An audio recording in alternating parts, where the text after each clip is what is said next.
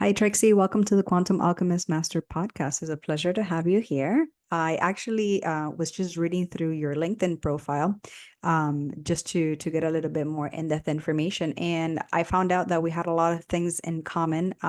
So I'm eager to learn a little bit about you, what it is that you do, and a little bit about how you got to be able to do that today.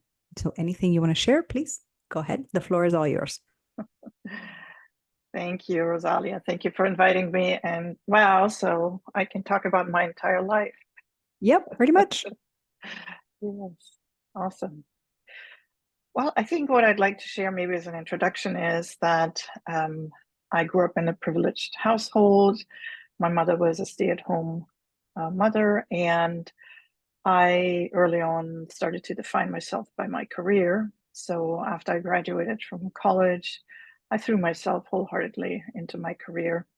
And I raised two children while I worked full time until they were like teenagers, so large parts of their lives.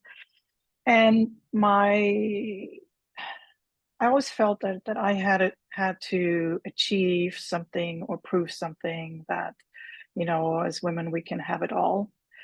And then around 2010, our family went to India. So my husband at the time got a transfer, and I was working for an Indian company, but I was working for them in California in the Bay Area. And when I started showing up at headquarters in Bangalore, I wasn't my vibe. It was very different. It was a very well financed but family run business, and it just wasn't my culture. And that was the first time in my adult life, I'd worked since I was 18, that I just quit and I didn't look for another job. And I took a whole year off. And it really helped me let go of this identity of my career. And I became more focused on my children, really my children. How And old were you, if so, you don't mind me asking? so I was in my late 40s then, Okay. and my daughter was probably 8 years old, 9 years old. I'm sorry, continue just to get some context. Yeah. I find usually, unless you go through something very, very traumatic early on, typically these awakenings or these big shifts happen for us typically after our 30s. So I was just wondering where you were at with that. Go ahead. Yeah. Yeah. Yes. So then I took a year off and I was living in Bangalore, and it was a lot of fun. It was a great place at the time. And after that year, I came back to, well, what do I want to do with my life? I want to be productive. I want to do something meaningful. And so I happened to talk to a friend of mine who was a career coach at the time. And she said, well, what is it that you liked about your work? And I thought, one thing I really loved about my work was helping develop people. So, I was a manager of a sales team. I worked in the integration phase of mergers and acquisitions. And most of the time, I was managing or helping people that I had no idea what they did. I mean, it was way out there. There was no way I could keep up with everything. And so my natural focus was just develop the person, support them, help them find new perspectives. And that was around, yeah, 2011, 2012. My friend said, hey, that's what a coach does. Maybe you want to check that out. Mhm. And so that was my big career shift. And it also allowed me to be my own boss. And somebody posted this on LinkedIn recently. It said, so you quit your 40-hour job so you can now work 80 hours for yourself. And in a way, I experienced that, but at the same time, it was on my own clock. So I was much more available for my daughter. I also have a son, but he was a little bit older, and he didn't need that much attention. But it was definitely a big shift for me being able to spend time with my daughter. Beautiful. So let's dive deeper into this. I love what you have because it's like, okay, you've achieved X, Y, Z, whatever your goals were. Let's just say hypothetically financial, for example. And then now what, right? So because in my personal journey, I find that what really drives me and is finding purpose, is having purpose and being aligned with that purpose, or, soul mission, whatever you want to call it. So could you tell us a little bit more in depth as to the type of coaching that you do? Yeah, sure. I started out with executive and career coaching, leadership development, so a lot of work in the corporate space, but mostly with one-on-one clients. And as part of that, my continued training and self-development brought me more into what I guess you consider life coaching. So people would come to me for their career or leadership needs, but then I did coach them from the heart. And I've learned that over the years. So what I've also learned is we all know how to get better at work, how to get ourselves out of the way, become a better communicator, make yourself visible, work on your brand. I mean, all of those things that ultimately make you successful in your career. And that's what I've done for almost 12 years now. And then a couple of years ago, it hit me that a lot of my clients showed up in their 40s, maybe late 40s, but somewhere around that age bracket where if you have worked in tech, you've done well for yourself. So the end is in sight. It's the idea that maybe I need to work another 5 years, but I don't necessarily need to get promoted. I'm fine where I am. Um, but that's a hard concept for somebody who was used to always achieving the next.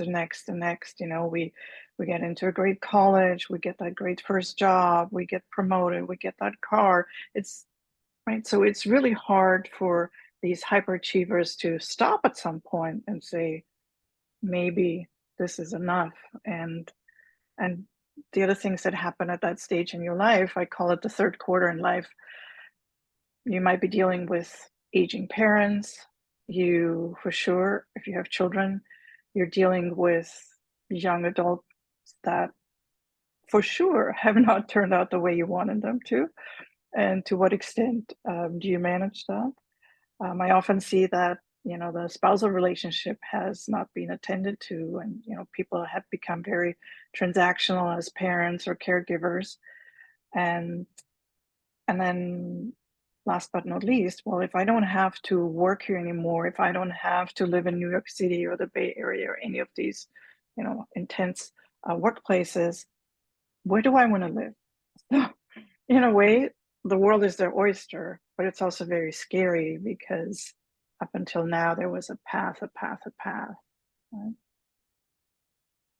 So it, I can only speak from where I stand in my perception, but I've been through several stages in my life where I jump into the unknown, right? And just trusting and connecting more and more with my heart and my purpose and things like that. So is there anything on your personal life that, because I find that a lot of the stuff, for example, that I share with my clients is stuff that I personally went through, and I personally experienced, and I see those challenges as just stepping stones, like molding me, to be able to share on a personal level and be like, okay, I've been there as well. Here's what worked for me. I also saw that you use positive intelligence. I'm currently going through their program right now. And I find it very interesting. I like it so far, so good. Um, we talk a lot in one of the pods, like kind of like, just what's working, what's not working, how to implement it with clients and stuff like that. So definitely always trying to just incorporate different aspects. But I believe our best certification is our own life journey, to tell you the truth. So is there any, you don't have to get too personal if you don't want to, but is there any event in your life particularly that you've kind of either had to use your own tools, or have been just one of those awakening moments for you? Yeah, I think there's two parts that I can comment on. One was when I think back about my corporate career and what I really bring to when I coach people in around their workplace and their career is that you're here by your free will. So if things change, if and it happened to me only twice in my career, but both of those times I walked away. I was matched with a manager that was a person I had problems with in the past. It was somebody I didn't respect, somebody who was brought in for political reasons. And then similarly, it happened again. And in both instances, I went to my skip level and I said, I'm sorry, this is my last day at work here. I cannot accept this change. And in both cases, people said, okay, what are we going to do? But even if it hadn't worked out that way, I think one of my life experiences is don't be wishful thinking and hopeful and, oh, this manager and this situation is going to improve. Really be honest with yourself and see what you can do. And I don't advocate walking away like I did, but looking at it and saying, this isn't working for me. I will not thrive here. So that's definitely a career experience. And then in my personal life, I think it was, I'd been a coach for almost 10 years. I'd done PQ for 2 years at least. And I was faced with a very challenging situation in my personal life. And PQ allowed me to power through the situation and not fall apart. But then later on, I learned that I myself, I hadn't done the work. Like I was part of the situation and I had to change how I managed my life. And basically what it came down, and I worked with a coach on that intensely. And what it came down to is that I always thought if I just fix things, if I just pedal really harder, whatever that meant, things would be okay. And I would have this little thing on my fingertip that said NF. And that's not NF, but it's like no fixing. So it was a lifelong habit of mine. I still find myself, oh, do you want me to fill up the gas in your tank? No, I don't need to do that.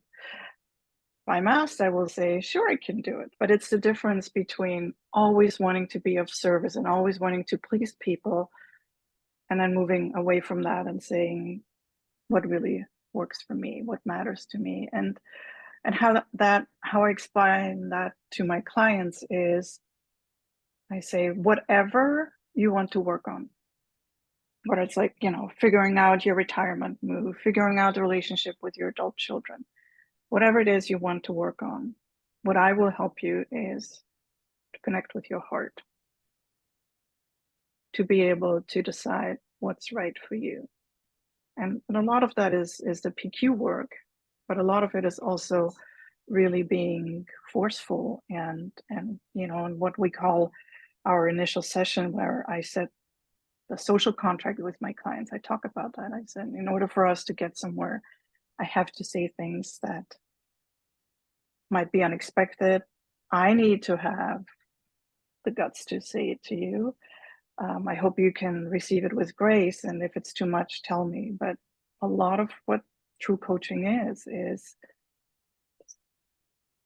hey, where's your heart? What's really going on? Opening up all of that. Thank you for speaking to opening our hearts, for being vulnerable and sharing some of your personal story. Um, so I do find that many of us in the collective awakening, just to name it something, um, a lot of us are peeling that onion and Mm-hmm. trying to get to our core and trying to get to that heart connection, because I don't know, from where I stand, my perspective, the way we're operating from our mostly our left brain and conditioning, um, it's really not doing a lot of good for us right now. So we kind of need to start pivoting and shifting. And I feel like a lot of the coaches, it's ourselves that are doing a lot of that inner work, that alchemy process, and we're sharing it with other people. So I find what you do very beautiful. And the fact that your heart-centered connection is so wonderful. Do you have any suggestions for our listeners that maybe something easy that they could do to connect more with their heart, or something that you're able to share, not necessarily getting too much into your what you had disclosed in your program, but anything that you are able to share. I always like to bring in useful tools that maybe if they can't, let's just hypothetically say if somebody maybe can't afford a coach right now, and some tips we can give them. Yeah, yeah. Thank you. That's a great question, Rosalia. I mean, we all talk about breath work, but how does a person do breath work without the help of an instructor? So, what I can offer people is to think about breath work. It doesn't have to be that close your eyes and it's all like really relaxed. It can happen in the here and now. So, as I'm looking at you, Rosalia, I can do my work. And all it means is that for 10 seconds, 20 seconds, whatever is available to me, I leave my brain and I go into my body. And going into your body can be anything. It can be touching the surface of the desk I'm sitting at and really just feeling the texture, the temperature, see if the temperature changes. A lot of people have been trained to look at a glass of water. That's another thing. Just whatever is there in your vicinity, you can use it. So you don't even know that I'm doing this because you don't know that I'm moving my hands. Another technique that I recommend for people who are more fidgety, try to find your 10 toes. It's usually really difficult to find all 10 toes, and you have to go in order and you have to really concentrate on it. And that might take you 20 seconds to really find all your 10 toes. And when you come back to the Zoom call, the dinner conversation, whatever we're engaged in, you just had that recharge, that just little bit of letting go. And, we talked about the PQ app. In the app, you do have a meter that shows you how this works. So I can tell you that doing 20 seconds of just some sort of like breathing, mindfulness, going into your body, just think of it, just don't be in your head. Anything else gives you such a boost. It's wonderful. And with my clients, I try to have them build a habit, a practice where they do this between every single meeting. And it seems so obvious that one wants to do that. But when you look at the reality, people are running from one meeting to the next and always late and always just showing up exasperated. So you bring in the entire baggage of your previous conversation. So I think that's one thing that if your listeners want to try out these little tricks of touch something, find your toes. And the most important part is don't judge yourself for how long or how little you do it. The fact that you're doing it, that's important. Thank you for sharing that. I'll just add some more tips to that if that's okay with you. And Yeah, um, please. yeah. So in regards to breath work, it's important to know what techniques to employ. So there's many techniques, and you have basically two branches. You have activating breathwork techniques, and you have basically relaxing breathwork techniques. So you could do the 4-4, the box breathing. You could do the Brahmari humming bee breathing. You probably don't want to do that if you're in corporate though, surrounded by people. But if you're alone, you could do it. You could do inhale to a count of 4, exhale to a count of 6, or if you have a little bit more experience, inhale to a count of 4, exhale to a count of 8. Making that exhale longer will help regulate your nervous system. Another good and easy one would be to close your eyes and imagine the distance between your ears, and then the distance between your ear and the tip of the nose, and from the other ear to the tip of the nose. And then you can kind of like almost, if you're drawing your face with lines and looking at the space in between that, that's really going to help so much. Just try it. It's really going to help calm you down and relax you, and focus, change the focus of your brain from whatever is causing you stress. Let me see what else I can think. I mean, there's so many things I do. Really, meditation to me, even if it's a 5-minute meditation, I highly, highly recommend it. But some people just get more anxious trying to meditate. So find what works for you. Play around with it. Some people like to draw, and that helps them. You know, just find different things, whatever it might be for you. But even if it's a 1 minute, 3 minute, whatever it is that helps you kind of shift and pivot from that, and just I call it reset or priming. Just whatever helps you with that. You can try that. Those are just some. We wanted to leave you with something. I always like to leave them with actual things that they can do, and right away they could use it. And there's so many, every time we have a guest, you guys bring so much value to our listeners, and so many tips and tricks and stuff that you currently do. So we always want to make sure that we give them as much value up front.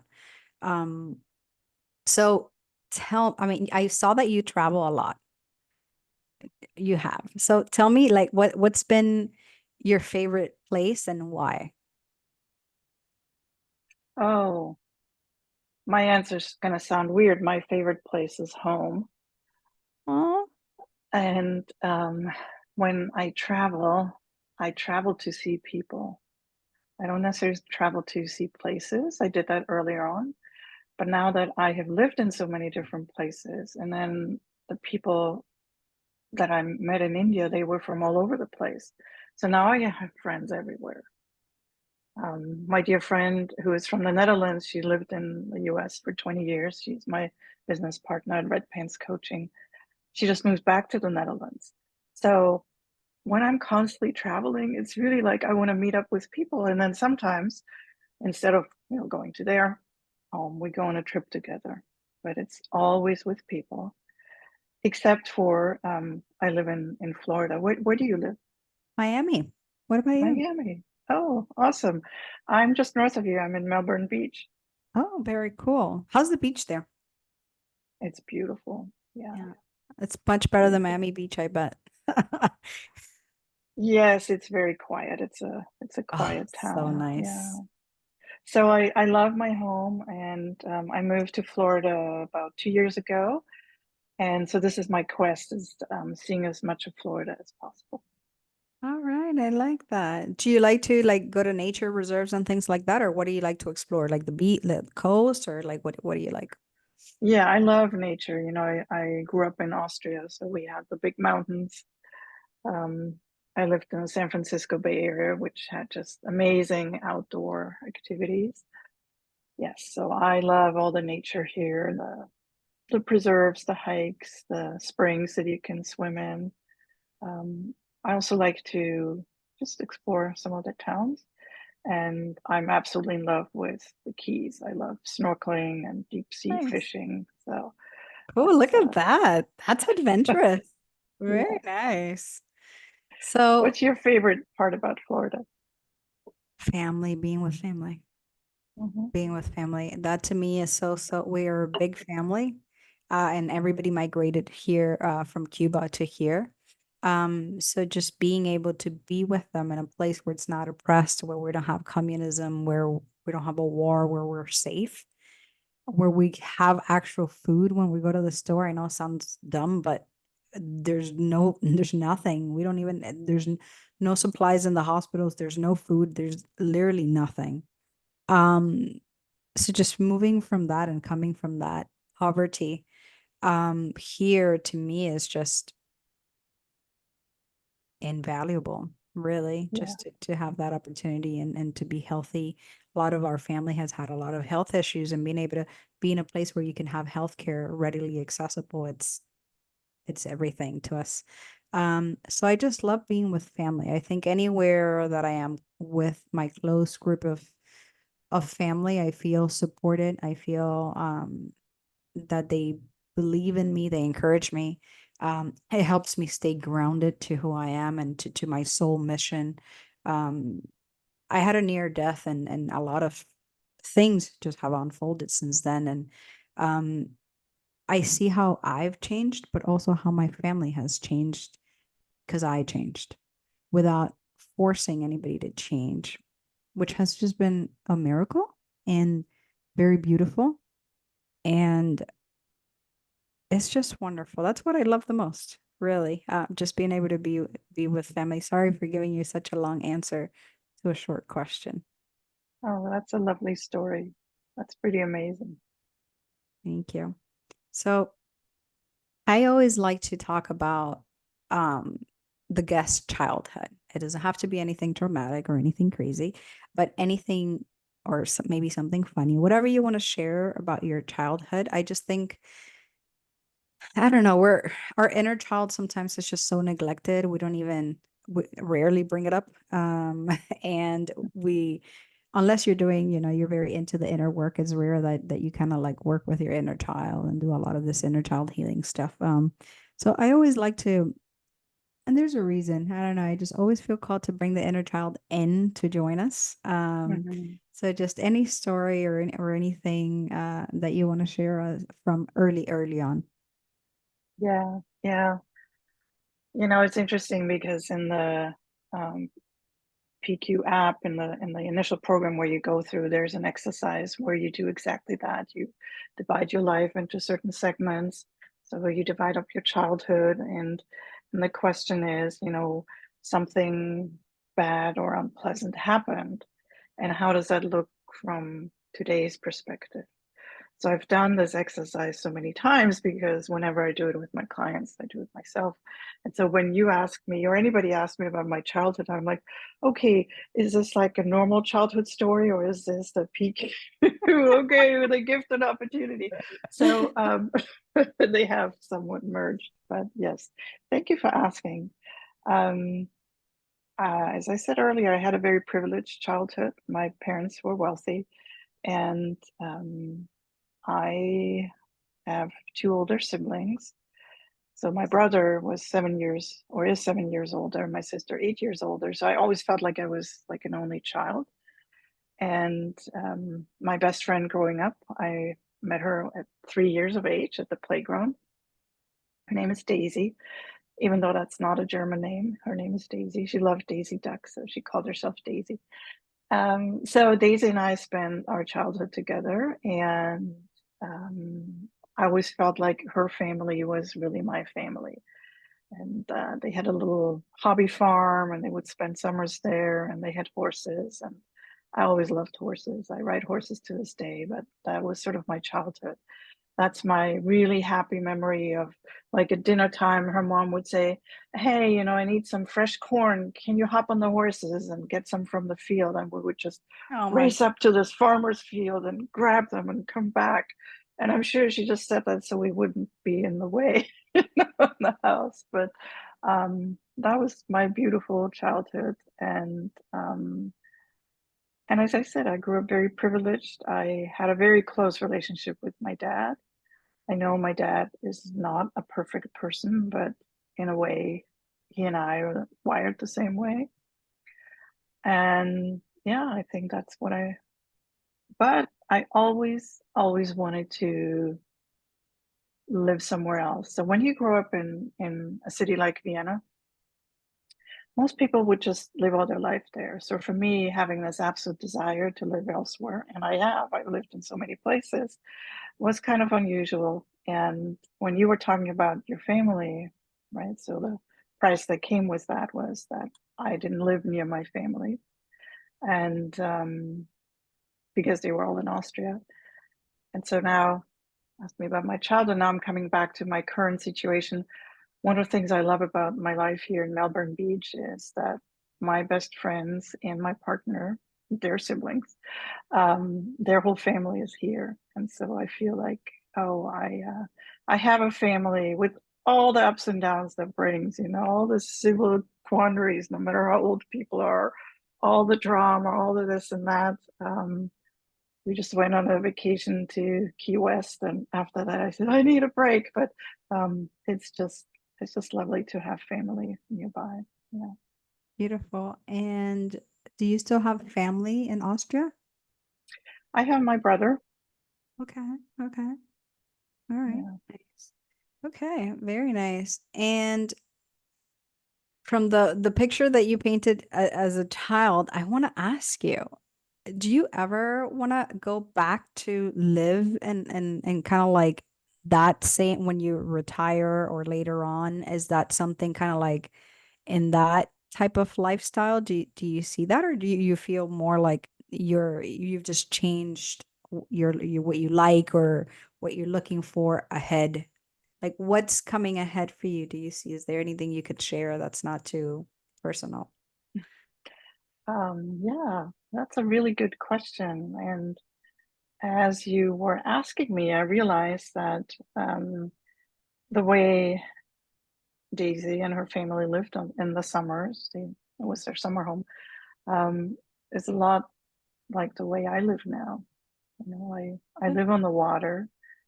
I have a horse. I don't have her at home, but I have her nearby, part of a really great riding community. And um, I do work 4 days a week. So, in a way, I'm like already 1 foot into retirement. And Mondays are my day off. And just last Monday, I thought, oh, this is so amazing how much this does for my soul. This is why I love to work because I don't work on Mondays. Okay, thanks for sharing. Is there anything you're working on or anything about your programs or anything that you want to share with our listeners? Sure, thank you. So, as you know yourself, the initial mental fitness program that is part of the PQ app is a 7 week program. And I offer that to clients in a group setting, makes it more affordable, more economically. And what it helps people is to connect with their essence. We talked about the inner child. There's a lot of work on self empathy, understanding these saboteur voices that have brought you from childhood into adulthood. And now it's time to chuck them. So, why I call it 7 weeks to mastering your essence is figuring out all these characters in your head, all these voices, and starting to work with them. So that's the idea of the mental fitness. And so I do that in a 7 week group program, and I announce them on LinkedIn and on social media. So if you connect with me that way, the name of my company is Red Pants Coaching. So I hope You have that's to easy tell us to about remember. that. You have to tell us about that name. Yes, yes. So that name was a funny coincidence. My friend and fellow coach Marlies, her and I, we kind of graduated around the same time, and we started having this idea of collaborating. And she had won a photo shoot from our local chamber of commerce, and for some reason, she was wearing red pants. And she came back with hundreds and hundreds of pictures of red pants, and we said, "That's it, red pants coaching." Love that. So authentic. Awesome. Yes. So back in the days when we did on-site team development, right before COVID, we'd always wear red pants. That was our trademark. Very cool. I like that. And I love what the color red stands for. So it's very powerful, very beautiful. And what Yeah. else do you offer? So you offer the group and you offer the one-on-ones? Yes, the one-on-ones is usually a 6 months program where people want to do some deeper work, but also takes them through the mental fitness gym, but in a deeper way in a one-on-one setting. And what I truly offer for anybody is a free conversation with me. So you'll find that on my website, you find that on LinkedIn. This is just the idea of, I use the mental fitness idea, the saboteurs. We talk about what it is that they want to achieve. And then I'll help them in that 1 hour to look at their own saboteurs and see where they get in the way and start developing some strategies. So it's kind of like a teaser, but it's also like what we just did. What can somebody walk away with? So in an hour, you can walk away with understanding that there is something going on in your head and there's different ways to work with that. One way is working with me and working with the mental fitness program, but work with somebody else as long as we discover that, hey, there's a better future. There's a way to quiet that noise. There is a way to be more in that lighter part of your brain. Thank you so much for sharing a lot of your personal stuff and your childhood and just a little bit of your journey. and what it is that you do and your mission in this world, and how you're helping and being of service. Um, so, guys, have a conversation. Okay. Reach out. It doesn't hurt. There are other ways. Sometimes we don't look at all the perspectives or all the possibilities that are available to us. And we can definitely benefit from someone that's been there, it's done that before. So Trixie has a long road of being there, doing that, and exploring with a lot of tools that she herself has tested in her own life, and in her own journey. In one of the darkest times that she's been through. So she basically is just being in alignment with the work that she's doing, with what she's sharing. And I personally love that is heart centered. To me, that is the key to anything that we do and everything that we do. It is really that connection to the heart. To me, the connection to the heart is the connection to source, to God, whatever you want to call it, universe. So just operating from that place. And I think many people as a collective are shifting to that. So I love that, what you're bringing into the space. Thank you so much. It's an honor to have had you. Is there anything you want to leave the audience with, or anything else you want to share? Well, I wanted to thank you, Rosalia. I had my own aha moments during your questions, so that is very powerful. Thank you. And for your audience, really just reach out to me if you're curious. I always love to talk to people. I love to give. I always say pay it forward, and that's what we're here for. So thank you again. Thank you so much, Trixie. Pleasure to have you.